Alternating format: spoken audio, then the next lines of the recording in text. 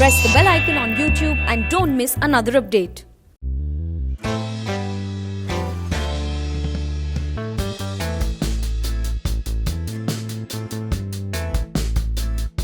Hi Maanvi, welcome to Indian Express. How is your lockdown? I think that's the first way we greet people now. That's become a new normal.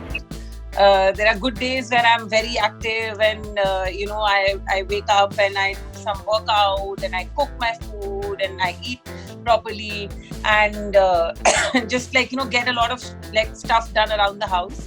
And then there are days where I just don't feel like doing anything. I don't work out. I eat some junk that's lying at home, I'll have some chips or Maggie or something which is easy to make, and then just talk to a few friends and do nothing. Somewhere it was kind of a blessing that the show got released during, it all happened during lockdown, and which is why there were so many people who binge watched it. That's definitely one major contributing factor to the show doing so well, because of the lockdown, that people were there isn't much to watch on TV. There films we've seen, so a lot of people are looking at OTT platforms and Amazon and in FOMO shots. So anyway, the season 1 audience would have come on to watch season 2 for sure. But because of the lockdown, a lot of new people have also come in.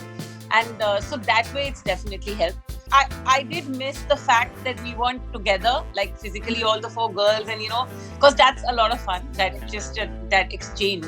In fact, I'm worried how will I have to mentally get back to that world at some point, How much can you relate with Siddhi? I mean, if you have to pick out one thing, one similarity and something that's completely opposite to you and her, what would those 2 things be? That the want and desire to find yourself, to know what you want and what you want from yourself, from life, from the people in your life, because that is one thing that Siddhi is toying with, and that's actually her journey, that she's trying to explore herself and discover for herself what it is that she wants to do and stuff.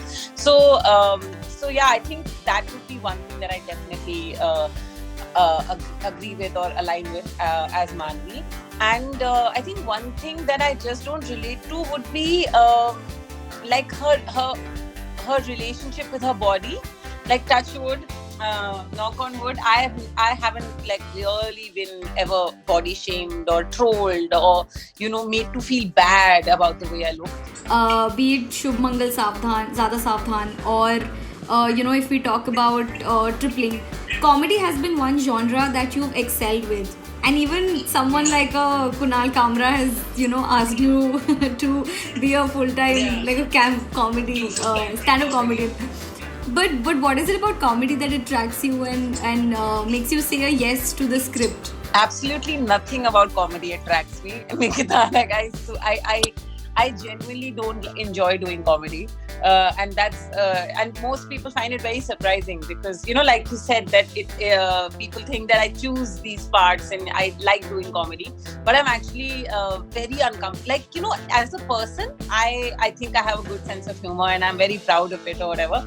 But the minute I'm expected to be funny, wahan pe I just lose the plot. Even if I was coming with you and if I knew that you are expecting me to be really funny, then I would be like, oh God, I can't. And then especially with acting, because there are somebody else's lines and on paper they are very funny. Even I find them funny, and then I just start stressing that I will screw up the lines. I will say them in a way that अच्छी खासी लिखी हुई line I will spoil by just my bad comic timing. And comedy is about timing. It's totally about timing. So, and if you don't get it right, it's not gonna happen.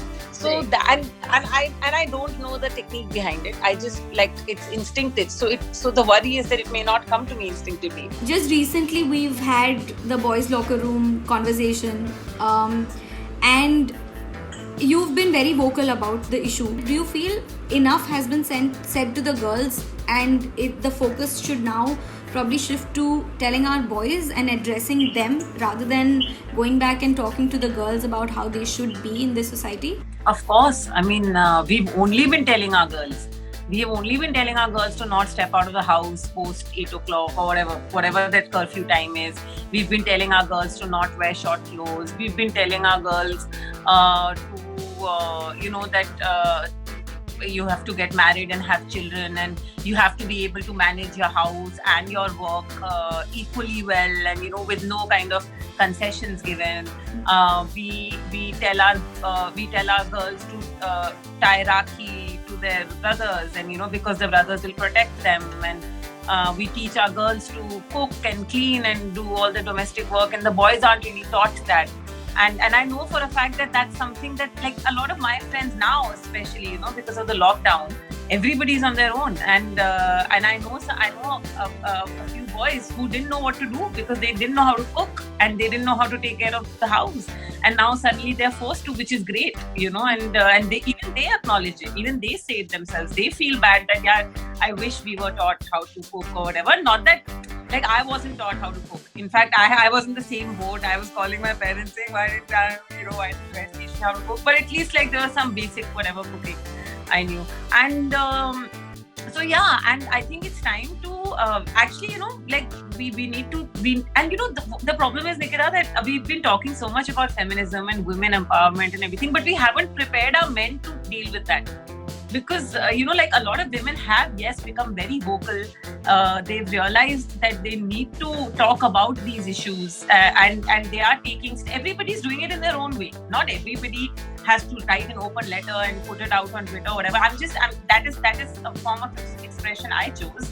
But someone else can do it another way. I do it like it hopefully reflects in my everyday life choices as well. And I know there are girls out there who are doing it in their own ways. They're fighting the good fight.